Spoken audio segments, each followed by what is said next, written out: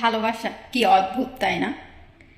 ভালো যে বাসতে জানে সে নাকি আবার ভালোবাসার মানুষকে মেরেও ফেলতে পারে।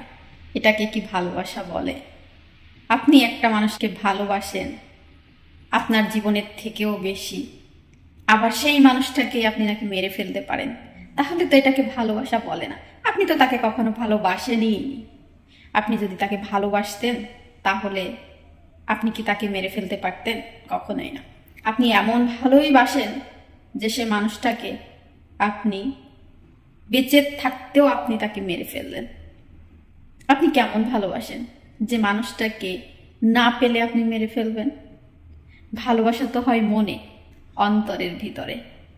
ভালোবাসা ভালোবাসা ভালোবাসা এমন একটা জিনিস যে দূরে থাকলেও তাকে ভালোবাসা যায়, কিন্তু ভালোবাসা এমন না যে তাকে না পেলে তাকে আমার মেরে ফেলতে হবে। সো ভালোবাসা এমন একটা জিনিস, এমন একটা বন্ধন, সেটা শুধুমাত্র যে ভালোবাসে শুধুমাত্র সেই জানে, সেই বোঝে। ভালোবাসার মানুষকে কখনো কষ্ট দেওয়া যায় না। ভালোবাসার মানুষকে সবসময় আগলে রাখতে হয়, তাকে বুঝতে হয় সে কি চায়, সে কি বলতে চায়, সে কি বুঝতে চায়।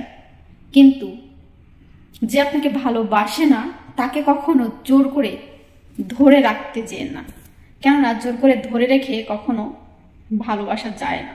আপনি 1 দিন 2 দিন 3 দিন কয়দিন তাকে বুঝাবেন, কয়দিন তাকে জোর করে ধরে রাখবেন? যদি সে আপনাকে সত্যিকারেরই ভালোবাসতো সে কখনো আপনাকে বারবার ছেড়ে দেওয়ার হুমকি দিত না, সে আপনাকে কখনো ছেড়ে যেত না। আসলে সে তো আপনাকে ভালোবাসেই না, সে তো আপনাকে পছন্দই করে না। তাহলে কেন জোর করে শুধু তাকে রেখেই দিতে চান? আবার আপনি তার পিছনে 2 টাকা খরচ করবেন, সেটাও হিসাব করে রাখবেন। এটাকে কি ভালোবাসা বলে? আপনি ভালোবেসে তার পিছনে 2 টাকা খরচ করছেন কেন? সে কি বলছে তুমি আমার পিছনে 2 টাকা খরচ করো, সেটা আবার খাতায় এন্ট্রি করে রেখে দাও? ছোট লোক কেন এত? ভালোবাসা এমন জিনিস, সেটা কখনো হিসাব করা যায় না। ভালোবাসা এমন একটা জিনিস, সেটা শুধুমাত্র অনুভব করতে হয়। কিন্তু আপনি অনুভব করেন, আপনি ভালোবাসেন, সে তো ভালোবাসে না, তাহলে সে তো অনুভব করে না। এর জন্যই তো সে বারবার ছেড়ে যায়।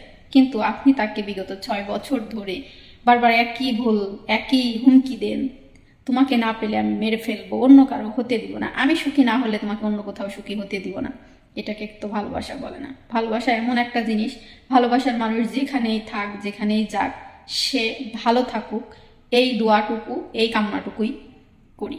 যেমন শিরি ফরাদ, মমতাজ, তাজমহল, এটা সেটা, শিরি ফরাদ, এরা যে ভালোবাসছে, এরা যে এদেরকে পায়নি, তার জন্য তারা কিন্তু একটা ইতিহাস তৈরি করে রেখে গেছে। কিন্তু আপনি কি করছেন? আপনি এমন ইতিহাস করবেন আমাকে মেরে ফেলে। সো আমার কোনো আক্ষেপ নেই মরতে। সো আমি মরতে সর্বদাই রেডি। সো আপনার সাথে থাকতে নাই। কেননা যেখানে সুখ নেই, শান্তি নেই, সেখানে কখনো বসবাস করা যায় না, সেখানে কখনো থাকা যায় না। মিথিলার তাহসিন ভাই দুজন কিন্তু এক হয়ে থাকতে পারেনি। তাদের তো ভালোবাসা কমতি ছিল না, তাদের তো এতটুকু কমতি ছিল না, তারপরও কেন তাদের বিচ্ছেদ হলো?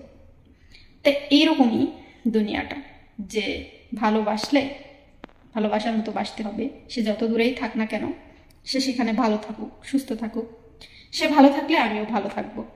সো এইটাই, ভালোবাসলেই তাকে পেতে হবে তার কোনো মানে নেই। সবাই ভালো থাকবেন, সুস্থ থাকবেন। আল্লাহ হাফিজ।